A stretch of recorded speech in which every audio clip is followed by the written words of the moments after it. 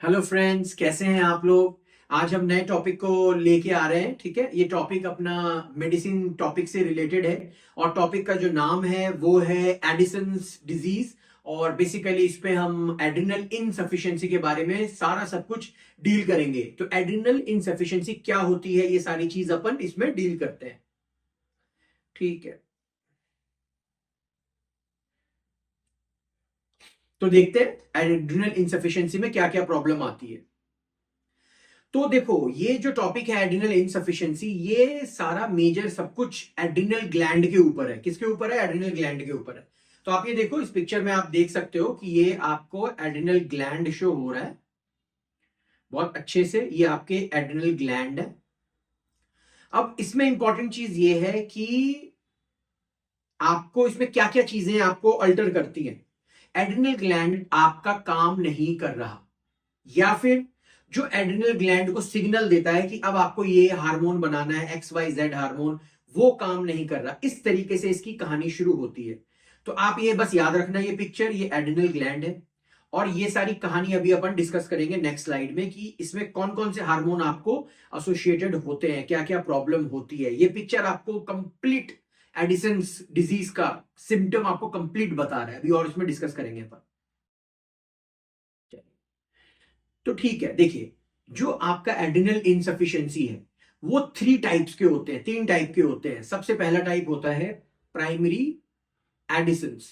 ठीक है, प्राइमरी, जिसको अपन एडिसन्स डिजीज कहते हैं। फिर दूसरा होता है सेकेंडरी एंड तीसरा होता है टर्शियरी। जो आपका सेकेंडरी एंड टर्शियरी होता है ये दोनों सेम है। ठीक है, इसको एक साथ डिस्कस करेंगे। फिर जो आपका, अब आते हैं प्राइमरी एडिसन्स डिजीज पे। तो प्राइमरी एडिसन्स डिजीज क्या कहता है? तो प्राइमरी एड्रिनल इंसफिशिएंसी, जिसको एडिसन डिजीज कहते हैं, उसमें क्या है, आपको साइट ऑफ प्रॉब्लम क्या है, कहां पे ये प्रॉब्लम होती है। इसमें एड्रिनल ग्लैंड ही आपका डैमेज है, यानी कि एड्रिनल ग्लैंड ही आपको हार्मोन नहीं रिलीज कर पा रहा।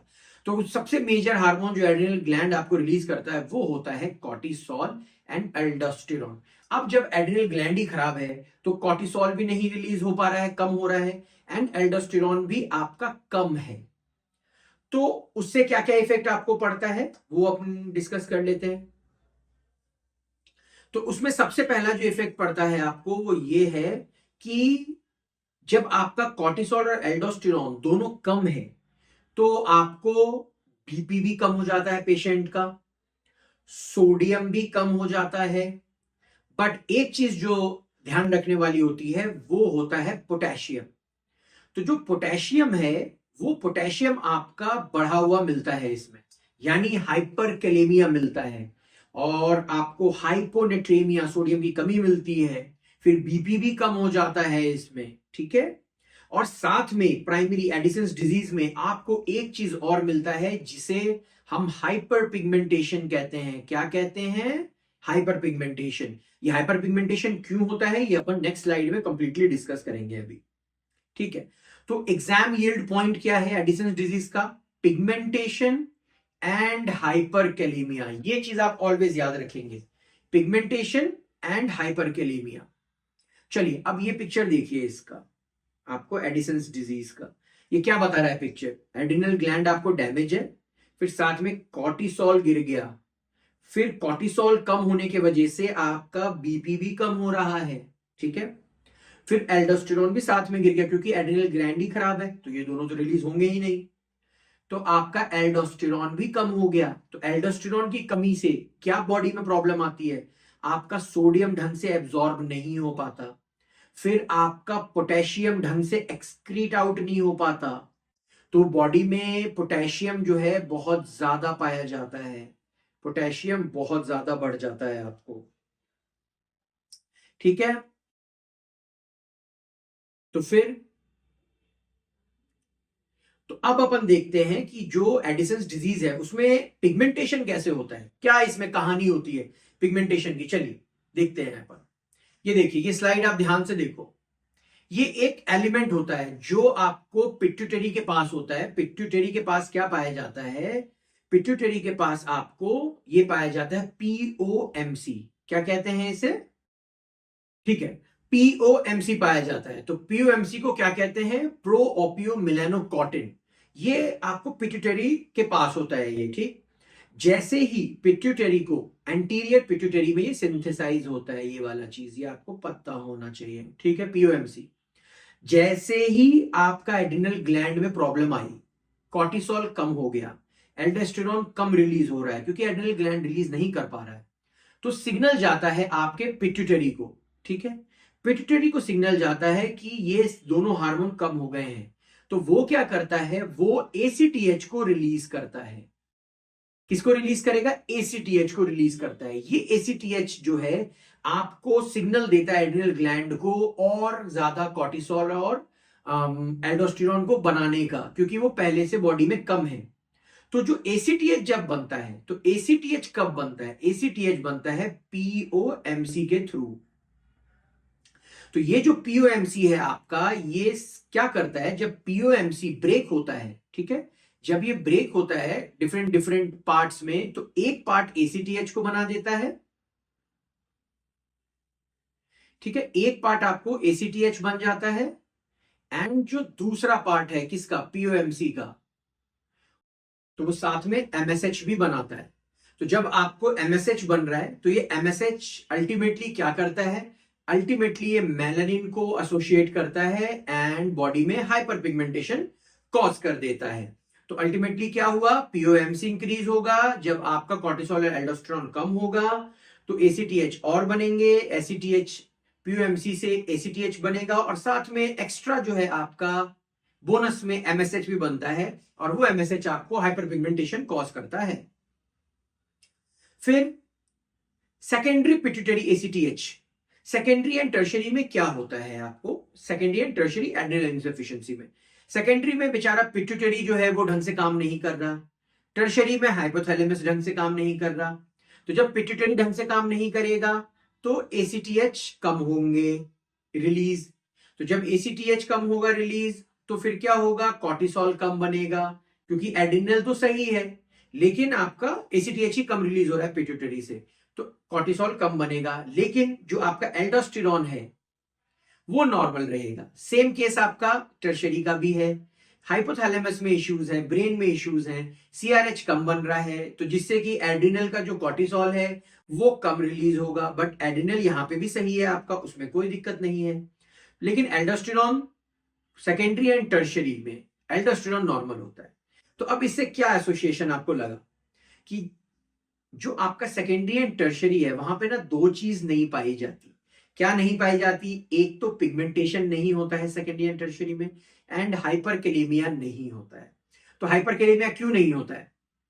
हाइपरकैलेमिया इसलिए नहीं होता है क्योंकि एल्डोस्टेरोन तो नॉर्मल है ना दोनों केस में। तो जब एल्डोस्टेरोन नॉर्मल है, तो जब ये नॉर्मली है तो पोटेशियम को तो आराम से ये रिलीज कर ही रहा है, बाहर रिलीज कर ही रहा है बॉडी के, तो इसीलिए वो नॉर्मल रहेगा, हाइपरकैलेमिया नहीं होगा वहां पे।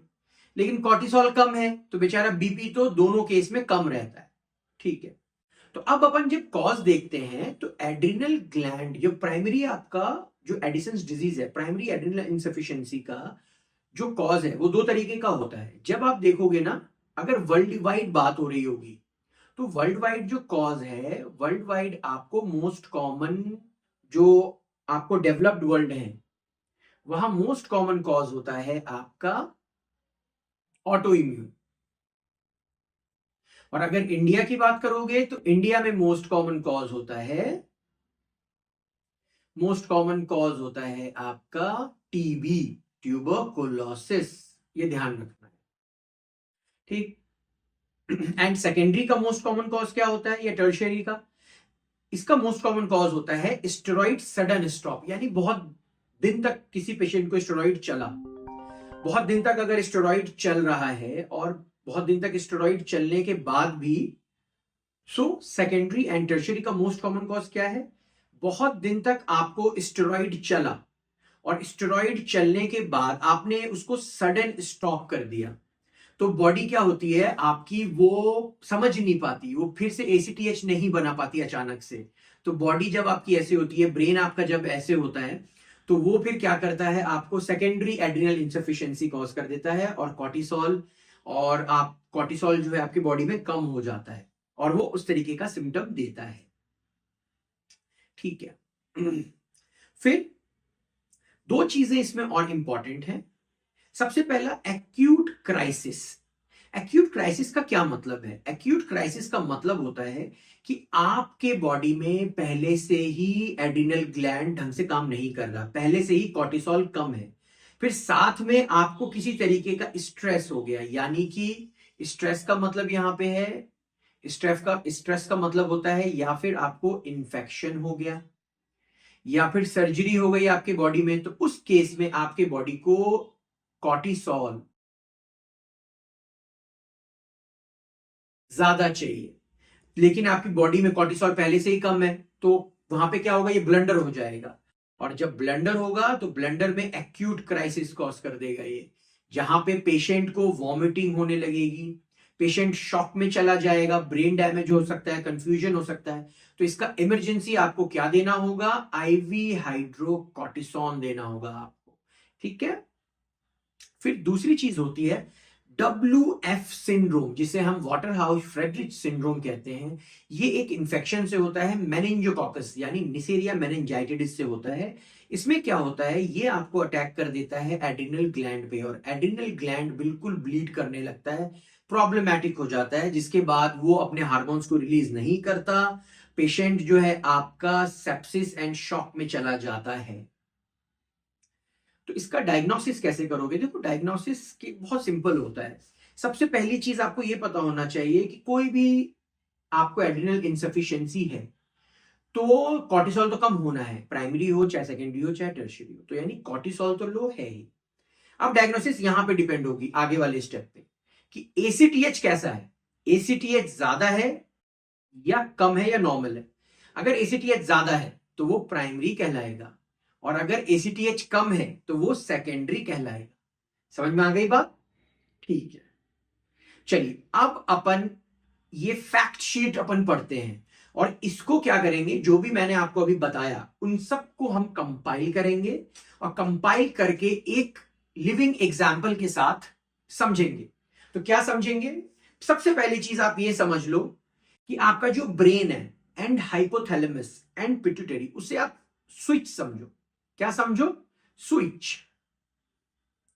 जो आपका एड्रिनल ग्लैंड है वो आपका बल्ब है, और जो बल्ब से रोशनी होती है, लाइट जलता है, वो है आपका कॉर्टिसोल। ठीक है, ये तीनों चीज आपको समझ में आ गया। ठीक है, अब यही कहानी पूरा आपको समझ में आ जाएगा यहां से। तो जो आपका स्विच है, अगर आपने उसको ऑन कर दिया, तो स्विच कब ऑन करोगे?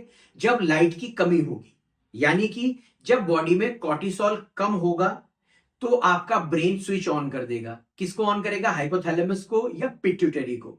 तो पिट्यूटरी क्या रिलीज करता है? पिट्यूटरी रिलीज करेगा एसीटीएच, यही आपका स्विच है। ये एसीटीएच रिलीज करेगा। ये एसीटीएच क्या करेगा? जैसे ही आप स्विच ऑन करोगे लाइट जल जाएगा, यानी एड्रिनल ग्लैंड एक्टिव हुआ और रोशनी होने लगी, लाइट होने लगी, यानी कि वो कॉर्टिसोल बढ़ा देगा। यहां पे समझ में आ गई बात? अब प्राइमरी एड्रिनल इनसफिशिएंसी यानी एडिसन डिजीज में क्या होता है, स्विच आपका बिल्कुल सही है लेकिन आपका बल्ब भी डैमेज हो गया है, तो ये कितना भी आप स्विच ऑन एंड ऑफ करते रहोगे इससे कोई फायदा नहीं मिलने वाला। वो इसलिए क्योंकि आपका एड्रिनल ग्लैंड ही खराब है। तो यानी कि आप बटन दबा रहे हो, स्विच ऑन एंड ऑफ कर रहे हो, एसीटीएच आप रिलीज किए जा रहा है, पिट्यूटरी किए जा रहा है, लेकिन उससे कोई फायदा नहीं, क्योंकि आपका तो बल्ब ही खराब है, तो लाइट तो जलेगी नहीं, कॉर्टिसोल तो रिलीज होगा ही नहीं। तो इस केस को हम कहते हैं प्राइमरी एड्रिनल इनसफिशिएंसी। तो इस केस में क्या क्या होता है? सबसे पहला आपका एड्रिनल ग्लैंड खराब होता है, फिर कॉर्टिसोल की, एड्रिनल ग्लैंड खराब है तो कॉर्टिसोल कम हो जाता है, फिर एल्डोस्टेरॉन कम हो जाता है जिससे कि आपका बीपी लो हो जाता है, सोडियम की कमी हो जाती है, पोटेशियम आपका हाई हो जाता है, क्योंकि एल्डोस्टेरॉन पोटेशियम को एक्सक्रीट करता है बॉडी से, वो कर नहीं पाता तो पोटेशियम हाई हो जाता है, बॉडी आपकी एसिडिक हो जाती है।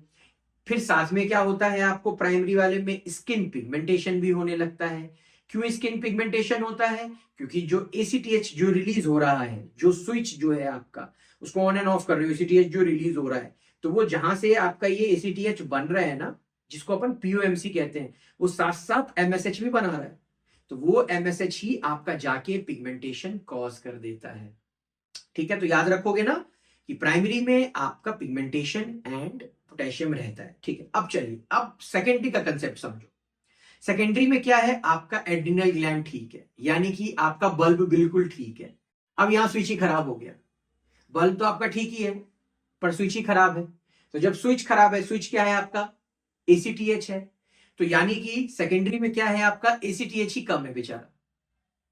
लेकिन आपका उधर बल्ब तो सही है, तो बल्ब सही है, लेकिन जब ACTH switch he on end of नहीं कर पाओगे तो बेचारा बल्ब जल ही नहीं पाएगा और लाइट ही नहीं दे पाएगा, तो अल्टीमेटली लाइट तो वैसे भी कम होगा, यानी कॉर्टिसोल कम हो जाता है। लेकिन साथ में बल्ब के अंदर जो फिलामेंट वगैरह है वो सही है, तो वो तो सही रहेगा ना। तो यही कंसेप्ट है आपका कि जो सेकेंडरी है उसमें एल्डोस्टेरोन नॉर्मल रहता है, कॉर्टिसोल तो कम हो जाता है, एल्डोस्टेरोन नॉर्मल रहता है। तो जब कॉर्टिसोल कम हो गया तो बीपी तो कम हो जाता है, लेकिन वहां पे हाइपरकैलेमिया एंड स्किन पिगमेंटेशन नहीं पाया जाता सेकेंडरी में, ठीक है। फिर मैंने आपको एक्यूट एड्रिनल क्राइसिस के बारे में बताया कि पहले से आपका एड्रिनल ग्लैंड खराब है, कॉर्टिसोल कम है और आपको इन्फेक्शन लग गया, सर्जरी हो गई, स्ट्रेस हो गया, है ना। और तो फिर कहां से बॉडी कवर कर पाएगी, तो वो एड्रिनल क्राइसिस में चली जाती है, बीपी कम हो जाएगा, बहुत ज्यादा वॉमिटिंग होने लगेगा। तो इसका ट्रीटमेंट क्या होता है, आपको तुरंत हाइड्रोकॉर्टिसोन देना होता है, यानी कॉर्टिकोस्टेरॉइड्स देने होते हैं, एंड मिनरल कॉर्टिकॉइड्स भी दे सकते हो आप। वाटर हाउस फ्रेडरिच सिंड्रोम का क्या मतलब है, इसमें मेनिंजोकोकल इन्फेक्शन हो गया, डिस्ट्रॉय कर दिया एड्रिनल ग्लैंड, वो कुछ कर ही नहीं पा रहा, उससे फिर प्राइमरी एड्रिनल फेलियर हो गया, ठीक है। तो फिर इंपॉर्टेंट चीज क्या है, अब इसका टेस्ट कैसे करोगे, यानी डायग्नोसिस कैसे करोगे। कॉर्टिसोल तो दोनों केस में कम होना है, यानी लाइट तो वैसे भी बल्ब ही, जब बल्ब सही हो या नहीं सही हो अगर वो नहीं जलेगा, चाहे कोई भी रीजन हो, या खुद वो खराब हो या फिर आपका स्विच खराब हो, लाइट तो जलनी ही नहीं, लाइट तो ज्यादा आएगी ही नहीं अगर वो ऑफ है तो यानी कॉर्टिसोल तो कम होगा ही। अब यहाँ पे अपन ACTH पे अटैक करेंगे, अगर ACTH हाई है ब्लड में तो वो प्राइमरी में चला जाएगा एड्रिनल इनसफिशिएंसी में, यानी एडिसन्स डिजीज में, और अगर ACTH नॉर्मल है तो वो सेकेंडरी में चला जाएगा।